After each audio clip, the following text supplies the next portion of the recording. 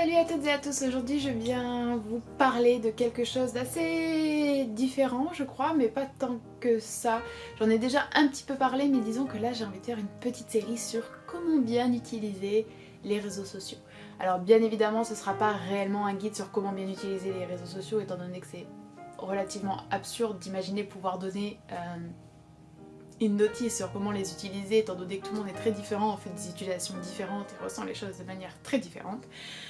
Mais voilà, j'avais vraiment envie de vous parler en fait de Twitter et d'Instagram surtout. Et dans cette première vidéo, je vais aborder Twitter. Voilà. Donc la vidéo sur Instagram sera beaucoup plus sympa à mon avis parce que dedans je vais vous recommander des comptes, etc. qui permettront peut-être de rendre votre feed Instagram plus positif. Voilà, celle-ci va être un peu moins positive et un peu moins sympa parce que je trouve que Twitter est un réseau social assez toxique et vous allez sans doute... vous savez sans doute pourquoi je pense ça et vous êtes probablement d'accord également. Mais voilà, on va en parler un tout petit peu. Il y a quelques temps, j'ai posté sur Twitter justement un tweet... J'ai tweeté quoi en fait, voilà. Donc non, bon récemment sur Twitter, je vous ai demandé ce que vous pensiez des réseaux sociaux, je vais y arriver, ce que vous pensiez des réseaux sociaux, s'il y en avait qui vous paraissaient plus toxiques et s'il y en avait avec lesquels vous aviez une relation un peu conflictuelle ou qui pouvaient avoir une influence relativement néfaste sur votre santé mentale ou sur votre bien-être au quotidien.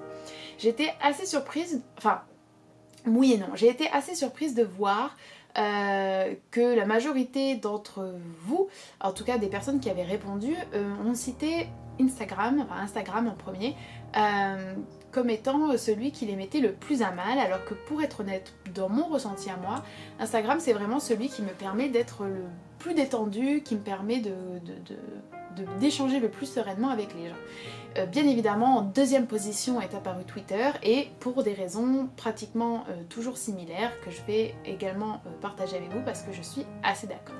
Donc vous le savez sans doute, je suis sur les réseaux sociaux et sur internet en règle générale, j'ai envie de dire depuis assez longtemps. J'ai connu MySpace, j'ai connu les blogs, les skyblogs, j'ai connu tous les autres...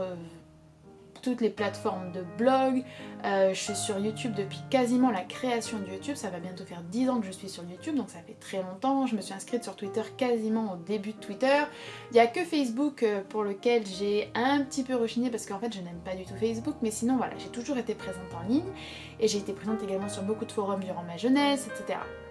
J'ai toujours eu l'habitude d'échanger avec des personnes que je ne connaissais pas, des personnes qui n'étaient pas forcément des personnes avec qui je partageais beaucoup de choses ou avec qui j'avais des opinions politiques en commun, etc. Je suis une habituée des débats, entre guillemets des débats ou des échanges sur internet, même si c'est quelque chose que je fais de moins en moins, justement parce qu'internet a beaucoup changé et parce que ma présence en ligne également est devenue assez différente. J'ai beaucoup, comment dire, défendu Twitter dans pas mal de mes vidéos contre l'attaque qui lui est souvent faite, c'est que Twitter est un espace en fait où la réflexion n'existe pas, que Twitter est un espace fait par et pour les jeunes où il y a beaucoup de choses qui sont inutiles, qui sont fausses, de mauvaises, enfin de désinformation, où il y a beaucoup d'attaques, où il y a beaucoup de violence. Souvent ce genre de critiques venant en fait de personnes qui étaient déjà établies dans une certaine forme de pouvoir ou en tout cas d'instruction et d'éducation et de culture et d'aura intellectuelle très institutionnalisée, des personnes qui étaient totalement assises en fait dans quelque chose de beaucoup plus traditionnel et qui étaient arrivées le plus souvent quand même avec pas mal de privilèges, et je trouvais que leur attitude vis-à-vis, et je trouve toujours d'ailleurs que leur attitude vis-à-vis de Twitter est assez élitiste, classiste et problématique. Problématique parce qu'en fait elle refuse une certaine forme de démocratisation du savoir et de la prise de parole. Je trouve que Twitter est un outil formidable pour s'informer, j'apprends beaucoup sur Twitter et c'est en fait la seule raison pour laquelle je suis encore sur Twitter. Je suis encore sur Twitter parce que suivre des personnes telles que Rokhaya Diallo, telles que Mona Heltaoui, telles que... je sais pas, là, y a pas, tout le monde ne me revient pas, mais je ferai sans doute une liste en barre d'infos, mais également des personnes qui sont par exemple la Lab, par exemple, ou encore des personnes féministes, ou encore des personnes trans, des personnes queer. C'est extrêmement intéressant pour voir également passer certains articles, Il y a vraiment des comptes sur Twitter qui sont des comptes pleins de ressources et pleins de sources et pleins qui sont en tout cas une réelle valeur à mon sens ajoutée à l'information et au partage d'informations également, parce que le retweet est très facile, ce qui peut être aussi problématique, mais le retweet est très facile.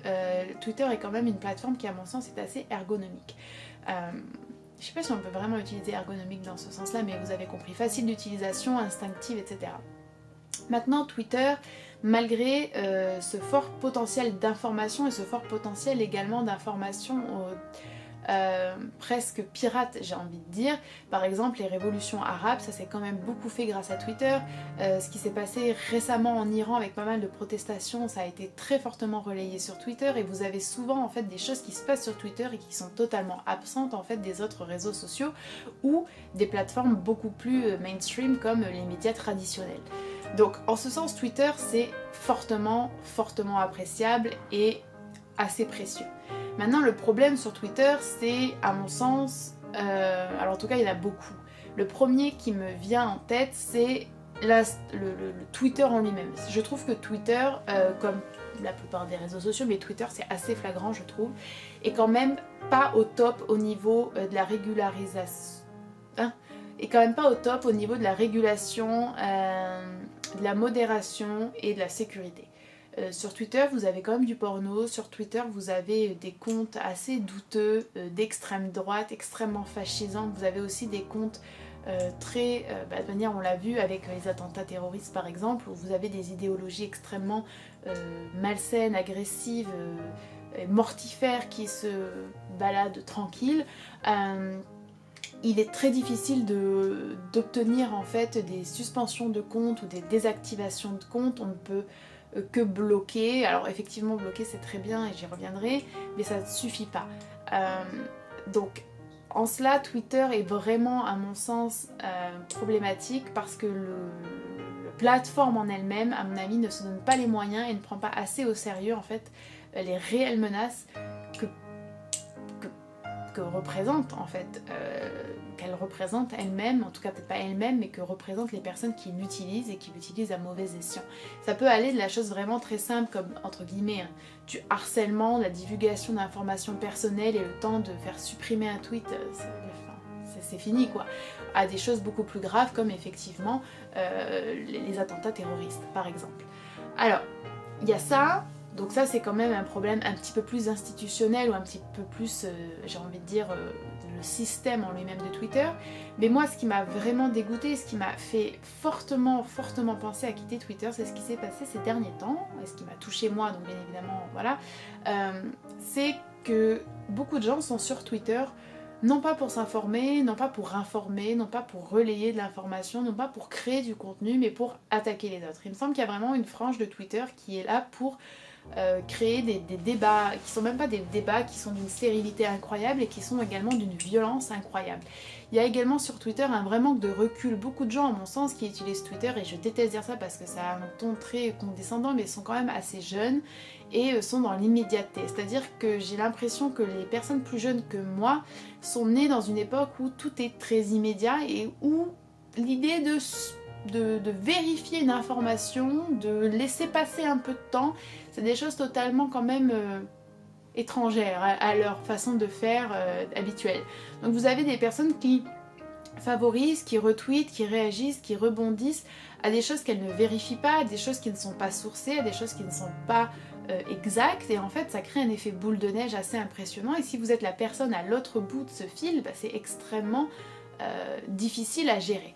C'est ce qui m'est personnellement arrivé cet été en fait, où j'ai été, alors on va pas rentrer dans des détails, mais en gros j'ai été accusée d'être islamophobe, d'être raciste, d'être une white femme, d'être toutes ces choses assez horribles contre lesquelles je me bats en plus et contre lesquelles, enfin des causes qui, l'antiracisme c'est quelque chose qui me tient à cœur, la liberté de culte et la représentation respectueuse des différentes religions, les discussions sur le religieux, le retour du religieux dans nos sociétés, tout ça c'est des choses qui me tiennent à cœur.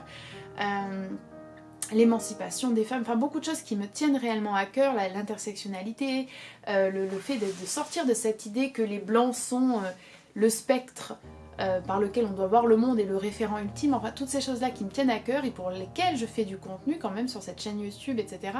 Bon bah tout ça a été totalement ignoré, j'ai reçu beaucoup d'insultes, beaucoup de mentions, beaucoup de choses assez dures à digérer. Vraiment très très dur à digérer, d'autant plus que ça se basait sur totalement du vent. Et quand vous avez des gens qui remontent votre timeline pour retrouver des choses que vous avez dites il y a des années, là vous vous dites vraiment ces personnes-là n'ont pas du tout à cœur l'information, n'ont pas du même à cœur leur cause, mais en fait sont là pour vraiment détruire entre guillemets des personnes. Et c'est une réalisation qui m'a vraiment peinée, vraiment blessée et m'a vraiment questionnée. Par ailleurs, je trouve que le dialogue sur Twitter est relativement restreint. J'ai beaucoup plus de facilité à discuter ou à échanger avec des gens sur Instagram par exemple, ou même sur YouTube. Twitter le permet pas trop à mon sens parce que premièrement il y a effectivement cette limite de caractère, parce qu'il y a le fait que c'est souvent public, parce que je sais pas, il y a quelque chose qui fait que sur Twitter je suis pas forcément à l'aise pour discuter. Et après c'est totalement personnel, hein, mais du coup le fait que je sois la victime en fait d'une vague de harcèlement de mon propre camp normalement, plus le fait que je vois pas vraiment de réelle possibilité d'échange avec les gens, ça a fragilisé un petit peu la relation on va dire que j'avais avec Twitter, et je me suis dit mais en fait pourquoi je suis sur Twitter, sans parler du fait que effectivement je me prends du harcèlement assez fréquemment et régulier, du coup alors ça pas de mon groupe, mais voilà de la partie droitarde, j'ai envie de dire, la droite horrible qui sévit sur les réseaux sociaux et contre lesquels on ne peut rien faire en fait, parce qu'ils savent très bien que s'ils mettent une insulte directe, bon bah ils seront potentiellement suspendus, donc en fait ils vont vous dénigrer, ils vont vous calomnier, ils vont vous harceler, mais sans insulte, sans contenu qui est repérable par Twitter et qui donc entraînerait la fermeture de leur compte. Mais ce qui n'empêche pas en fait que lorsque vous vous connectiez, eh bien vous ayez par exemple, je ne sais pas, 20 ou 15 ou 30 ou 40 mentions, toutes plus humiliantes et violentes les unes que les autres, et c'est très dur à vivre. Donc j'ai dû en fait changer mon utilisation de Twitter malheureusement pour envisager d'y rester. La première chose que j'ai faite et que je n'ai faite sur aucun autre réseau social et que je n'avais pas fait jusqu'à présent, c'est que je suis passée en privé. Je suis passée en privé suite à l'événement avec Tatiana Ventose, il me semble, où j'ai voulu répondre à du contenu créé par une vidéaste, où je n'ai fait aucune attaque personnelle contre cette vidéaste, où j'ai été respectueuse, mais voilà, ça n'est pas passé, et en fait j'ai subi une certaine vague de harcèlement qui après a été relayée par d'autres personnes, et j'ai décidé d'être en privé parce que je voulais pas en fait que des pensées plus ou moins, alors pas personnelles parce que c'est en ligne mais vous avez compris, plus ou moins personnelles soient accessibles à tous, et puis parce que j'avais pas envie que mes propos soient mal déformés et utilisés pour des fins tout autres que celles que j'avais en tête lorsque je les avais formulées. Donc je suis passée en privé.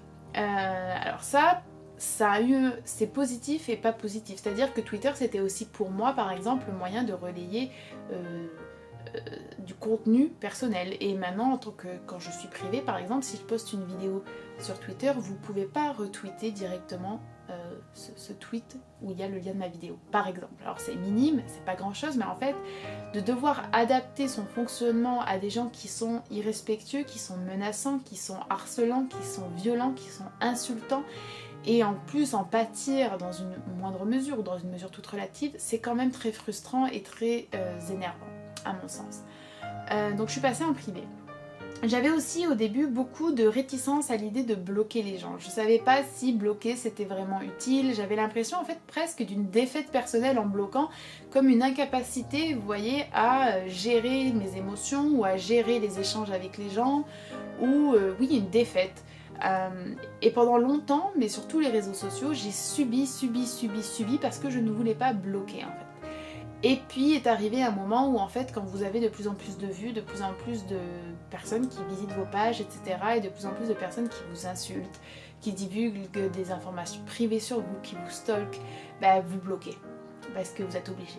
Donc maintenant ce que je fais c'est que je bloque, et honnêtement si je pouvais donner un conseil ce serait celui-ci, c'est de ne pas s'embarrasser Enfin, de ne pas rester dans cette idée qu'on doit un dialogue, qu'on doit un échange, qu'on doit une écoute. De ne pas se dire qu'en fait, à partir du moment où l'on bloque, c'est qu'on n'a pas réussi à défendre ses idées, qu'on n'a pas réussi à convaincre l'autre, qu'on n'a pas réussi à avoir la riposte parfaite.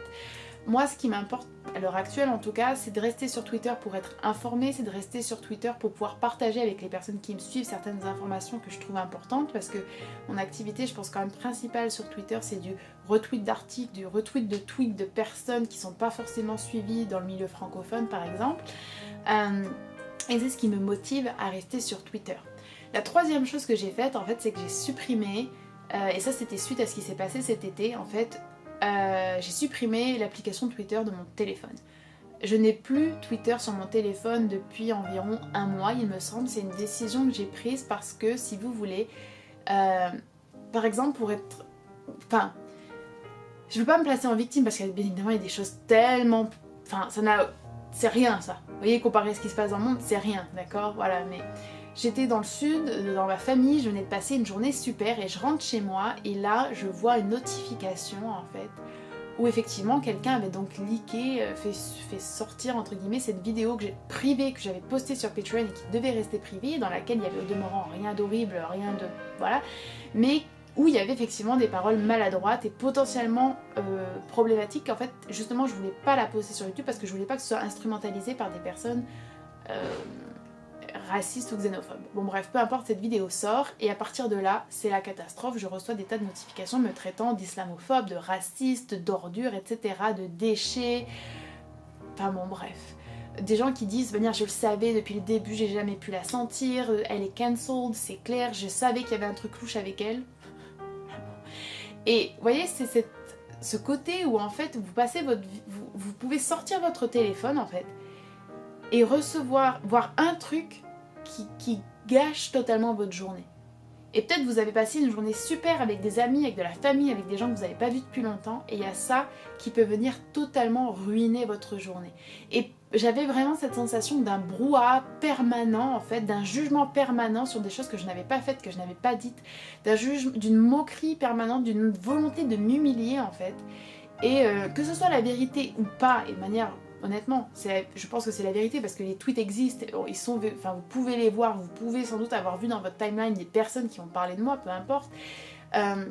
Mais la question c'est même pas de savoir est-ce que c'est vrai ou est-ce que c'est uniquement mon ressenti, la question c'est que je le ressens ainsi et que c'est pas positif et que ça m'aide pas à me remettre en question, que ça m'aide pas à créer, que ça ne m'aide pas à m'informer, que ça m'aide pas à aller bien dans ma vie alors que j'ai déjà beaucoup de choses difficiles à gérer. Et donc j'ai pris la décision de supprimer Twitter de mon téléphone. Pour être très honnête avec vous, dans ma tête c'était la première étape avant potentiellement de tout simplement supprimer mon compte Twitter. J'en suis arrivée à la conclusion que je voulais rester sur Twitter pour m'informer, tout en restant en privé, tout en bloquant tout ce qui pouvait potentiellement me sembler nocif ou dangereux, et en contrôlant systématiquement toute nouvelle personne me demandant à me suivre sur Twitter. Et ça aussi, c'est malheureusement, bloquer c'est génial, mais... enfin bloquer c'est génial, être en privé c'est super de pouvoir le faire, mais en fait, devoir modérer, devoir juger, devoir penser, est-ce que cette personne-là veut vraiment me suivre ou est-ce que cette personne-là va me nuire? En fait, ça se voit très facilement, dès qu'une nouvelle vidéo sort de certains youtubeurs à mon propos, vous avez entre 15 et 20 nouveaux comptes qui demandent à me suivre. Et en fait, vous les reconnaissez parce que c'est quand même une imagerie assez semblable, il y a toujours des images soit de jeux vidéo, soit de trucs un peu de style médiéval, ou alors très la fleur de lys, des drapeaux français, enfin des choses un peu comme ça, ils se ressemblent beaucoup et après ils osent parler de stéréotypes de féminisme, mais bon bref, peu importe. Et voilà, vous devez supprimer ces comptes-là. Pareil, en fait, à partir du moment où, et ça c'est extrêmement malheureux de devoir le dire, mais la plupart des comptes qui sont masculins, je suis pas trop sûre parce qu'en réalité, la plupart des personnes masculines qui ont interagi avec moi sur Twitter, ce sont des personnes qui m'ont harcelée ou qui m'ont insultée. Je dis pas que c'est que des hommes qui m'ont fait ça sur Twitter, ce que je dis c'est que la majorité des échanges que j'ai eu avec des hommes sur Twitter étaient de cette nature. Et ça c'est quand même désolant et c'est pas forcément facile non plus, même de manière inconsciente, à accepter. Ça renforce quand même un certain rapport aux hommes qui n'est pas celui que j'ai envie d'entretenir avec eux, qui n'est pas celui que j'ai naturellement. Mais voilà, c'est une réalité qu'on ne peut pas non plus ignorer. Et voilà, et devoir repenser à toutes ces personnes, et de s'imaginer qu'en fait il y a des personnes qui veulent juste vous suivre pour entre guillemets être cachées là dans cette masse que vous ne pouvez pas vraiment connaître et que vous ne pouvez pas vraiment voir, pour avoir accès à une certaine forme d'intimité et l'utiliser contre vous. C'est pas agréable en fait, c'est réellement pas agréable. Après peut-être que je suis trop sensible, peut-être que j'en ai trop pris entre guillemets dans la tête et que ça m'a un petit peu changé, je n'en sais rien. Mais c'est vrai que c'est pour moi extrêmement pesant et que ce que j'ai vécu cet été m'a fortement ébranlée. Voilà, je vais vous le dire très honnêtement. Et donc j'ai vraiment changé ma façon d'opérer sur Twitter, j'ai vraiment pris de la distance avec Twitter, je réponds même plus en fait en général aux choses qui pourraient potentiellement mener à une certaine forme de débat ou à une certaine confrontation. Voilà, c'est un petit peu dommage, mais en réalité j'en suis venue à un point où sur Twitter j'ai presque envie de disparaître, de me refaire un autre compte totalement presque anonyme pour suivre les personnes qui m'intéressent. Mais bon, voilà. C'était pas une vidéo super positive comme je vous l'ai dit, celle sur Instagram sera très différente et j'espère qu'elle vous plaira. Voilà, mais c'était un sujet important, un sujet dont j'avais envie de parler et j'en profiterai pour laisser en barre d'infos quelques comptes Twitter qui me semblent très intéressants et que je vous recommande si vous ne les suivez pas déjà. Je vous remercie de votre attention dans cette vidéo, n'hésitez pas à me dire ce que vous pensez de Twitter, si vous avez déjà eu des expériences semblables. C'est vraiment très intéressant pour moi de savoir comment vous gérez ça et ce que vous en pensez. Voilà, et si vous avez envie de me soutenir financièrement, vous pouvez toujours le faire sur Patreon avec 1 € par mois. Ça peut vous sembler être dérisoire, mais en fait pour moi, à l'autre bout, bah, ça fait beaucoup et ça m'aide énormément pour continuer à créer du contenu régulier et de qualité. Voilà, je vous laisse, à la prochaine.